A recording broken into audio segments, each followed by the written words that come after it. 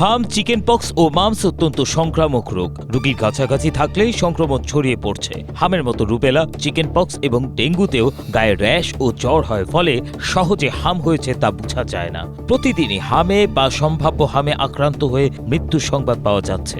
সাধারণ সতর্কতা হিসেবে আইসোলেশন বা দূরত্ব বজায় রাখার চেষ্টা করলেও সবসময় তা সম্ভব হচ্ছে না।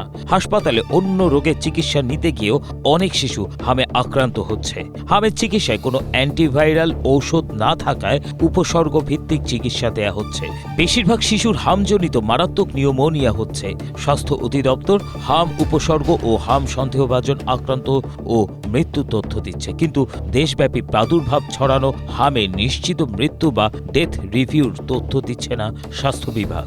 বেসরকারি চিকিৎসা কেন্দ্র ও চেম্বারে যাওয়া রোগীর তথ্য থাকছে না অধিদপ্তরের দেয়া তথ্যে, ফলে নিশ্চিত হামে আক্রান্ত ও মৃত্যুর সঠিক চিত্র জানা যাচ্ছে না। এতে জনমনে বাড়ছে আতঙ্ক, বিভ্রান্তি, অস্থিরতা এবং নিচ্ছে ভুল পদক্ষেপ।